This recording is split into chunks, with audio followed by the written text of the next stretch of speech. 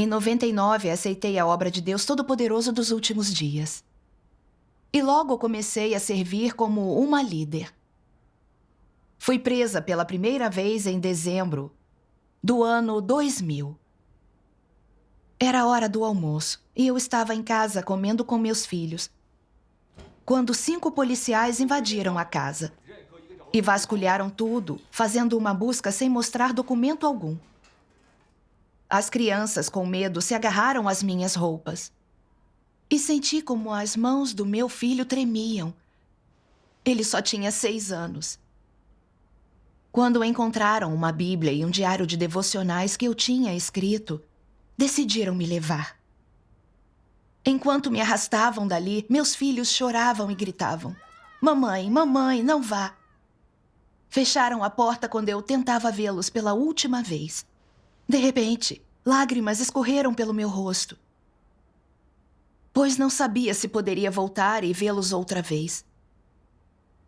Eles me levaram direto para a sala de interrogatório da polícia, onde me algemaram a uma cadeira de metal. Havia muitos ali me olhando agressivamente. Eu estava aterrorizada. E logo comecei a orar a Deus sem parar, dizendo: "Ó Deus, não sei como esses policiais vão me torturar. Tenho baixa estatura. Deus, por favor, dá-me fé para que eu possa dar testemunho de Ti." Naquele momento, pensei nestas palavras de Deus. Deus diz: "Agora é quando o testarei. Você oferecerá sua lealdade a mim? Você consegue me seguir lealmente até o fim? Não tema, com meu apoio. Quem, alguma vez, poderia bloquear essa estrada?" As palavras de Deus me deram fé. E pensando em como Deus é meu sustento, meu medo diminuiu. Não importava quão cruéis fossem, Deus estava no controle. E não importava como me torturassem, eu jamais seria um Judas. Jurei que daria testemunho de Deus. Graças a Deus. O que aconteceu com você depois disso? Depois disso, um dos policiais iniciou o interrogatório. Disse: "Quem a fez crer em Deus Todo-Poderoso? Quem é seu líder? Onde guardam as ofertas da igreja?" Eu disse que não sabia de nada. Ele ficou andando para lá e para cá na minha frente e disse, olhando-me ferozmente: "Não vai falar? Farei você abrir a boca." Ao dizer isso, ele enrolou uma revista e eu fechei os olhos, preparando-me para o golpe. Então, ouvi o diretor da Brigada de Segurança Nacional dizer: "Encontramos sua casa hoje, porque já temos provas de sua fé. Podemos condená-la mesmo que não diga nada. Mas se disser o que sabe, você poderá ir para casa." Disse também: "Seus filhos são tão novos. Seria terrível se perdessem a mãe. Se seus professores e colegas descobrirem que sua mãe está na prisão, sofrerão com as implicâncias. Isso não lhes causaria um problema psicológico?" Então me perguntou: estaria preparada para isso? Você não dispensaria seus filhos por sua religião, não é? Quando ele disse isso, lembrei-me imediatamente do olhar de terror no rosto das crianças. E meus nervos ficaram à flor da pele. Pensei no que tinha acontecido naquele dia e me perguntei que tipo de danos isso lhes causaria. Se eu fosse presa, quem poderia cuidar deles? Especialmente meu filho, que tem uma saúde frágil. O que ele faria sem uma mãe para cuidar dele? Como reagiriam se os professores e colegas os ridicularizassem? Pensando nisso, não conseguia parar de chorar. E me apressei para orar a Deus. Deus, me preocupo com meus filhos e me sinto um caco. Por favor, protege meu coração para que eu relaxe. Dê testemunho e não te traia. Então lembrei-me destas palavras de Deus. Deus diz: "Por que você não as confia às minhas mãos? Você não tem fé suficiente em mim? Ou é por ter medo de que farei arranjos impróprios para você? Por que você sempre se preocupa com a família da sua carne? Você sempre anseia por seus entes queridos. Eu tenho um lugar certo no seu coração? Imediatamente, as palavras de Deus iluminaram meu coração. Deus é o Criador e Ele governa sobre o destino de todos. Deus estava no controle de tudo o que aconteceria com aquelas crianças no futuro. E minha preocupação era inútil. Eu devia ter fé em Deus e entregá-los a Ele. Isso me deixou menos preocupada com eles. Depois disso, fiquei pensando que minha fé não viola nenhuma lei. Eu só lia as palavras de Deus e partilhava o Evangelho. A polícia tinha me detido ilegalmente e tinha destruído minha vida familiar. Culpar minha fé por eu não cuidar dos meus filhos não era virar os fatos ao avesso? Quando pensei nisso, eu retruquei, dizendo: é por causa da minha religião ou é porque vocês me trancaram aqui dentro? Ter fé em Deus não é ilegal. Só lemos suas palavras e buscamos ser bons. Por que então vocês estão sempre prendendo crentes? Quando eu disse isso, eles explodiram em risadas berrantes. E um deles disse: que pergunta ingênua. Se todos fossem crentes, quem obedeceria ao partido? O partido seria líder de quem? É por isso que não podemos deixar que acreditem e que devem ser presos. Fiquei enfurecida ao ouvi-lo explicar isso desse jeito. Lembrei-me do que Deus disse.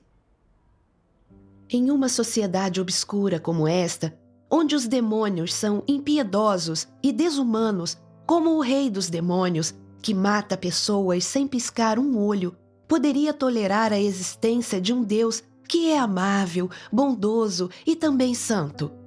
Como poderia aplaudir e comemorar a chegada de Deus? Lacaios retribuem bondade com ódio.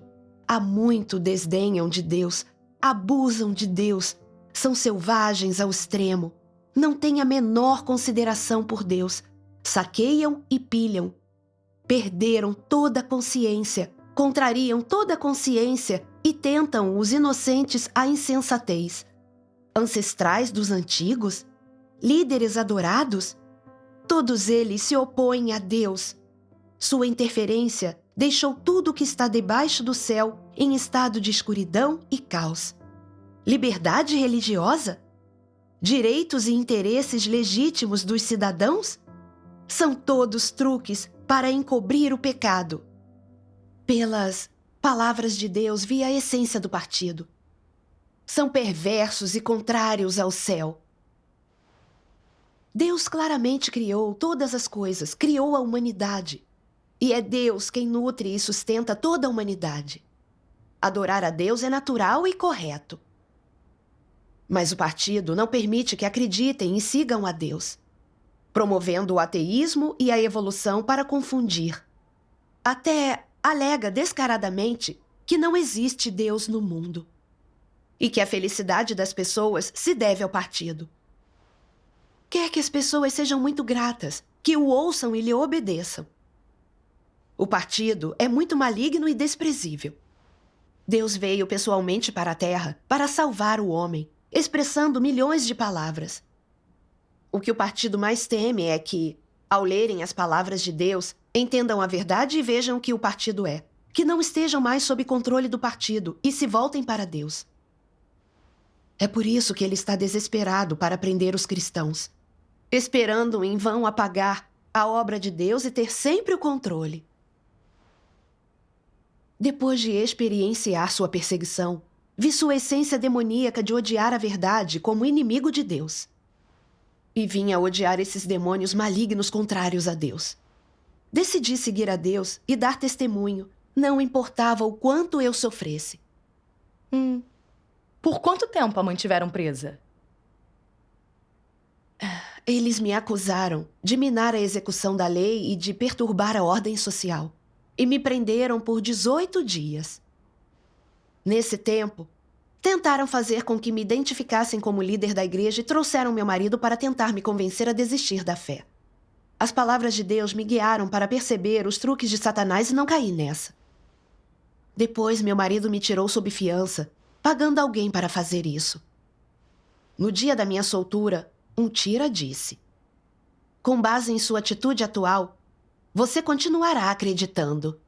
Continuaremos observando. E você vai voltar para cá se descobrirmos que está partilhando o evangelho. Para que não fosse presa e pudesse acreditar e cumprir meu dever, fiquei me mudando de casa em casa. Na época, meu marido era chefe adjunto do município. E não tinha mais chances de ser promovido depois que fui presa pela minha fé. Então, em abril de 2007, certa noite ele voltou para casa e disse... Ele disse: em breve, alguns dirigentes serão promovidos, mas agora eu não desistirei. Por causa da sua fé, reprovei nos testes de antepassados políticos quando tive uma chance. Eu disse ao líder que agora concorreria. E ele disse que me recomendaria se você desistisse de sua fé. Você só precisa parar de acreditar para que nossa família possa ter uma vida boa e um lar estável.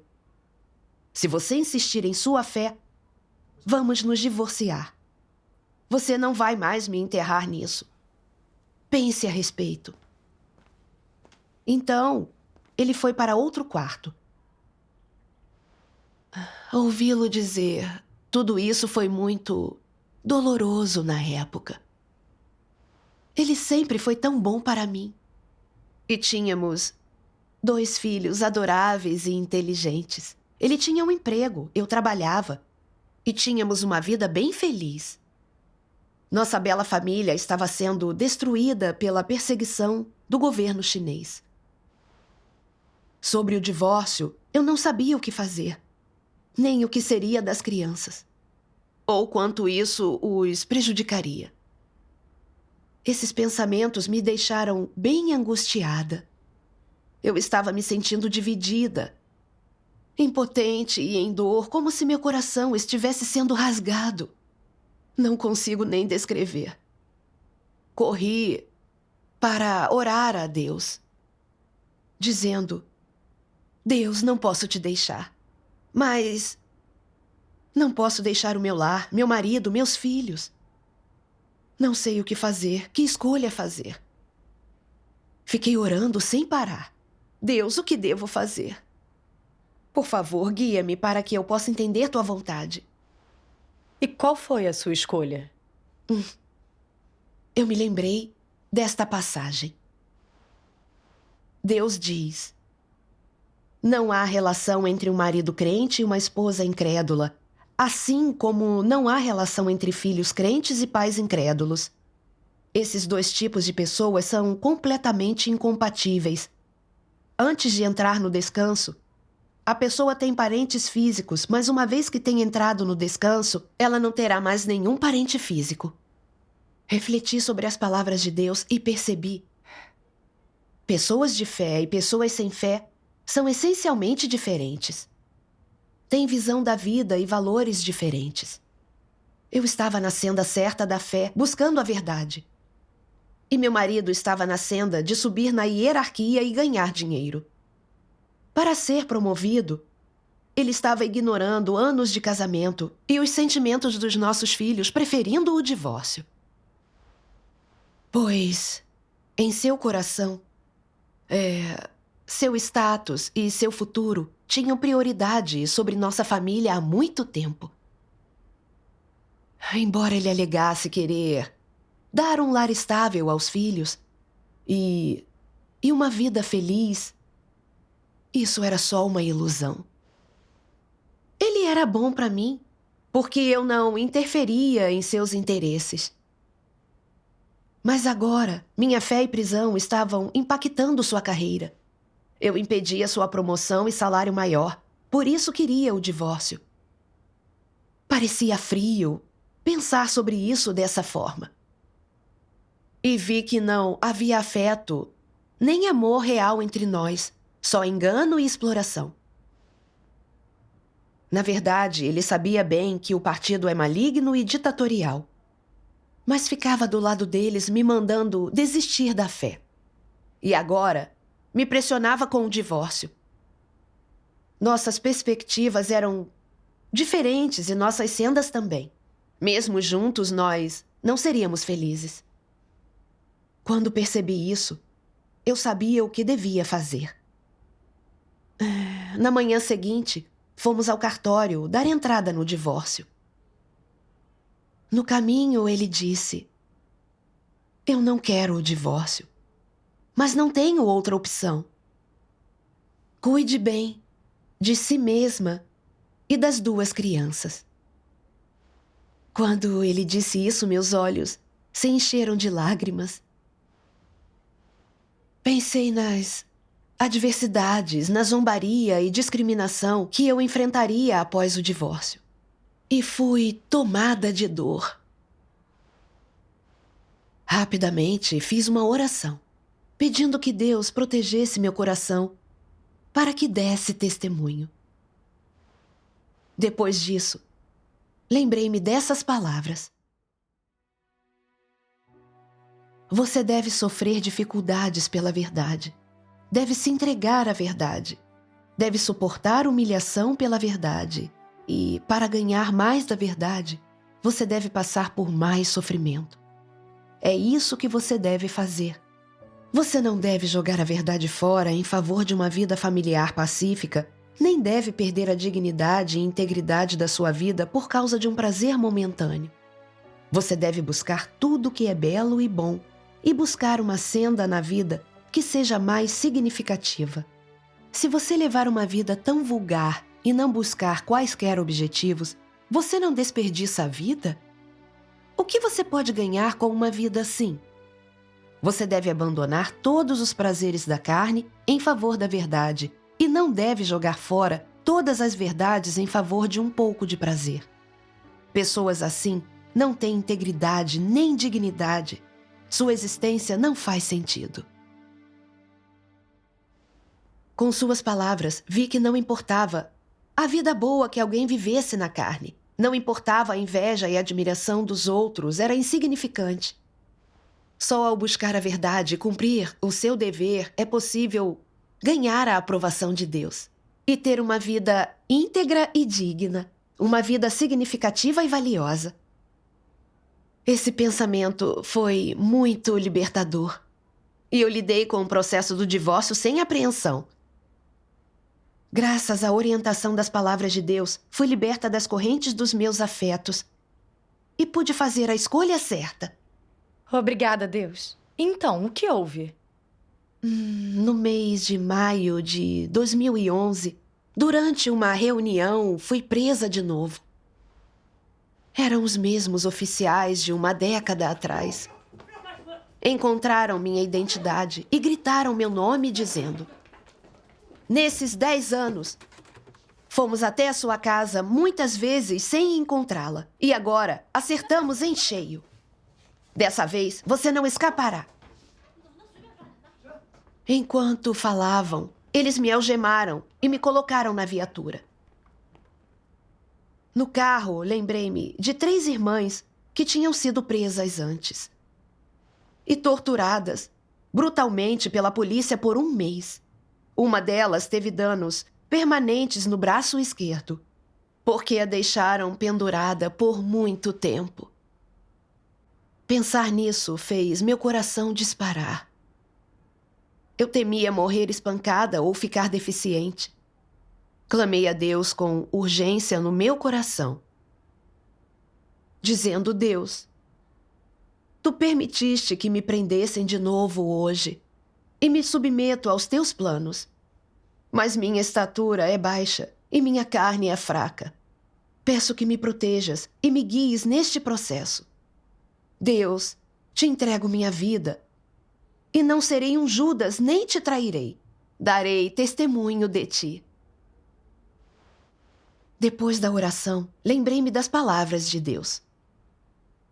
Deus diz: "Você sabe que todas as coisas no ambiente que o cerca existem por permissão minha, tudo planejado por mim. Veja claramente e satisfaça o meu coração no ambiente que eu dei a você. Não tema, o Deus Todo-Poderoso dos Exércitos certamente estará com você. Ele está atrás de vocês e é o seu escudo. Isso me mostrou que minha vida e morte estão nas mãos de Deus e que eles não podiam tirar minha vida sem que Deus o permitisse. Não importa a selvageria de Satanás, ele está sujeito aos planos de Deus e jamais pode ultrapassar a autoridade de Deus. Pense em Jó e como ele passou por suas provações. Deus não deixou Satanás tirar a vida de Jó, e Satanás não pôde violar o que Deus disse. Isso me deu alguma paz no coração e me deu a fé para encarar o que estava por vir. Jurei a Deus: não importa o quanto eu sofra ou o que aconteça, darei testemunho e te seguirei para sempre.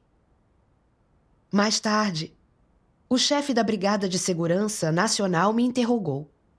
Ele disse: esse é um caso importante e crítico para a nossa cidade. Você já foi presa uma vez em 2001. E alguém a acusou de espalhar o evangelho em 2009. Várias tentativas de prendê-la falharam. Agora nós a pegamos em flagrante numa reunião. Então, mesmo que não diga nada, podemos prendê-la por 7 a 10 anos. Quando for condenada, seus filhos não entrarão na faculdade e não terão empregos públicos. E eles serão injuriados por todos por terem uma mãe como você. A culpa será sua por arruinar o futuro deles. Eles a odiarão para sempre. Então ele disse: mesmo que não pense em si mesma, pense no futuro dos seus filhos. Se cooperar conosco e nos disser o que sabe, nos disser quem é o líder acima de você e nos der o dinheiro da igreja, nós a soltaremos. Ouvi-lo dizer isso me deixou muito enojada. O Partido Comunista fará de tudo para perseguir os cristãos, até impedir que seus filhos entrem na universidade. Eles usavam essa tática de privar meus filhos de educação para me obrigar a entregar a igreja e trair a Deus. E então alegavam que era a minha fé que arruinava seus futuros. Muito pelo contrário. O Partido Comunista é maligno demais. Farão de tudo para destruir a obra de Deus e impedir que as pessoas se voltem para Deus. Suas palavras são mel, seus atos são veneno. Vendo isso, eu sabia que não podia cair na armadilha. Devia dar testemunho de Deus. Eles me interrogaram até depois das 2 da manhã e, vendo que não falaria, me botaram no centro de detenção. Um policial disse: dessa vez, você será condenada e presa. No centro de detenção, eles me trancaram junto com assassinas, traficantes de pessoas, prostitutas e fraudadoras. Eu estava muito mal, muito deprimida. E lá dentro era escuro e abafado, sempre com um fedor terrível. Naquele ambiente, meu reumatismo e minha doença cardíaca reumática só pioraram. E cada junta doía muito. Eu ficava de vigia 2 horas por noite. Ao ficar em pé por um tempo, meu coração palpitava e eu sentia um aperto no peito. Pensei no policial que disse que eu pegaria de 7 a 10 anos. E comecei a calcular. Quantos dias havia em 7 anos, em 10 anos? Seriam milhares de dias. Como eu sobreviveria nesse abismo de escuridão? Eu sobreviveria para sair daqui? Pensando nisso, não consegui impedir que as lágrimas caíssem. E senti a escuridão se apoderar do meu coração. Percebi que não estava no estado certo. Então fiz uma oração rápida pedindo ajuda para me aquietar diante dele e não me desviar. Então me lembrei destas palavras de Deus: neste vasto mundo, quem foi pessoalmente examinado por mim? Quem ouviu pessoalmente as palavras do meu espírito? Tantas pessoas tateiam e buscam no escuro, tantas oram em meio à adversidade, tantas, com fome e frio, observam com esperança, e tantas estão amarradas por Satanás, mas tantas não sabem para onde correr. Assim, muitas me traem em meio à sua felicidade. Muitas são ingratas e tantas são leais aos esquemas ardilosos de Satanás. Quem dentre vocês é Jó? Quem é Pedro? Por que mencionei Jó repetidas vezes? Por que me referi a Pedro tantas vezes? Já verificaram quais são as minhas esperanças para vocês? Vocês deveriam passar mais tempo ponderando tais coisas. Depois de ponderar sobre isso, eu entendi que Deus favorece pessoas como Jó e Pedro, porque eles deram testemunho de Deus em adversidades e provações. Veja Jó. Quando ele passou por provações, sua riqueza e seus filhos lhe foram tirados, e seu corpo se cobriu de chagas. Ele ainda assim louvou o nome de Deus, humilhando Satanás. E Pedro foi crucificado por Deus, obediente até à morte, sendo uma testemunha de Deus. Quanto a mim, eu desfrutei do sustento das palavras de Deus. Mas eu queria fugir assim que enfrentei um pouco de sofrimento. Vi que não tinha fé nem obediência verdadeiras e não daria minha vida pelo testemunho. Eu estava muito longe do que Deus exige. Era tão agarrada à vida. Como eu daria testemunho de Deus? Com isso, me senti arrependida e culpada. E orei a Deus. Deus, estou pronta para colocar minha vida em tuas mãos. E me submeterei aos teus arranjos. Não importa quantos anos eu pegue ou quanto eu sofra. Deus, desejo dar testemunho de ti e humilhar Satanás. Para minha surpresa, após oferecer tudo e não ser mais restringida pela carne, eu fui solta após 28 dias de detenção. Depois descobri que meu ex-marido, temendo que minha prisão afetaria a educação dos nossos filhos, subornou alguém para garantir minha soltura. Em silêncio, agradeci a Deus no meu coração. Meu ex-marido foi até o centro de detenção para me encontrar quando fui solta. Viu que em um mês eu tinha perdido peso e mudado muito. E perguntou: "Você ficou tão magra em só um mês? Você não teria sobrevivido há vários anos. Agora, você desistirá?" Quando não respondi, ele continuou: "E aí? Vai desistir?" Percebi que isso era uma batalha do mundo espiritual e que era a hora de eu dar testemunho de Deus. Eu lhe disse calmamente: "Tenho que acreditar. Ter fé é correto e natural, e acreditarei enquanto viver." Ao ouvir isso, ele socou o volante, suspirou e balançou a cabeça. Então explodiu dizendo: "Preciso conceder isso a seu Deus. O partido tenta de tudo para conquistar o coração das pessoas sem sucesso, enquanto vocês, crentes, insistem em crer a troco de nada. Mesmo após várias prisões, seu Deus é impressionante." Ouvi-lo dizer tudo isso realmente me comoveu muito. E agradeci a Deus por me guiar a dar testemunho, a envergonhar e derrotar Satanás. Graças a Deus.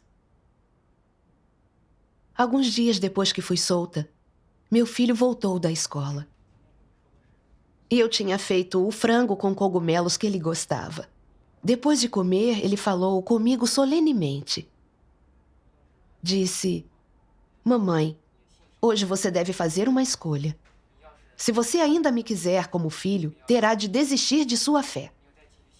Se permanecer em sua religião, sairei de casa. E você nunca mais me verá." Eu fiquei bem chocada. Sempre fomos muito próximos. E ele nunca se opôs à minha fé. Não sei o que o levou a dizer aquilo naquele dia. E de repente ele parecia um estranho. Eu fiquei sem palavras. Aquele momento foi muito doloroso. E senti que a senda de fé era cheia de obstáculos altos e baixos. Havia uma escolha a cada passo. Naquele momento, senti que a decisão era muito difícil. Então orei a Deus. Ó Deus, não posso abandonar-te, mas não quero perder meu filho. Deus, guia-me a entender a tua vontade. Lembrei-me dessas palavras de Deus. Deus Todo-Poderoso diz: Em cada passo da obra que Deus faz no interior das pessoas, externamente ela parece consistir em interações entre pessoas, como se nascida de arranjos humanos ou de interferência humana.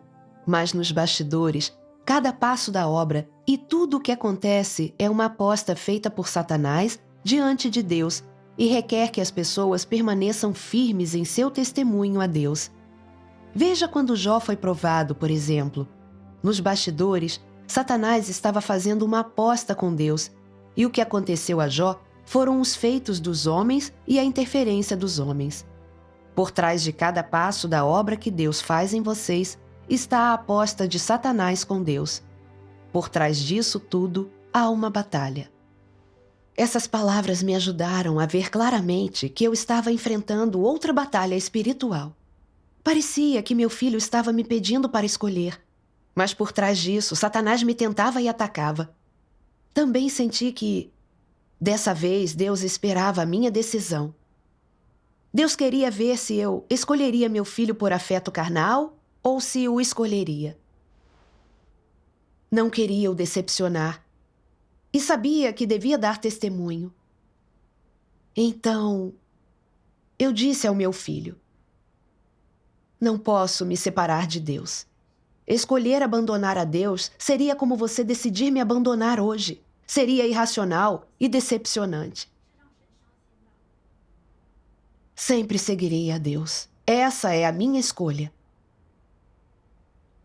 Ao ouvir isso, ele foi embora chorando. Também fiquei muito aborrecida, mas sabia que tinha feito a escolha certa.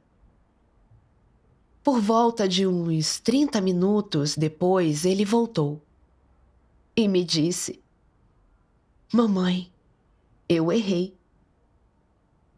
Não devia tê-la feito escolher. Meu pai me contou que a polícia o mandou vigiá-la e a fazê-la desistir da fé. Como você já foi presa 2 vezes, se acontecer de novo, você não sairá mais e eu perderei minha mãe. Eu usei essa tática para fazê-la desistir de sua fé. Essa sua explicação me encheu de nojo daqueles demônios do partido, inimigos de Deus. Nos meus anos de fé, eu fui detida e presa ilegalmente várias vezes, separando minha família e envolvendo meu marido e filhos nisso. Tudo isso era culpa do partido. Resolvi renunciar a ele e seguir a Deus firmemente. Em todas essas tentações, as palavras de Deus me fizeram ver através dos truques de Satanás, fortaleceram minha fé em Deus e minha determinação de segui-lo. Pude ver o poder e a autoridade das suas palavras e vi que a sabedoria de Deus é exercida a partir dos truques de Satanás. Não importa a maldade e selvageria do partido, ele não pode impedir a obra de Deus. Deus permite sua opressão, usando-a para formar um grupo de vencedores. Vi como Deus é sábio e onipotente. Graças a Deus Todo-Poderoso. Graças a Deus.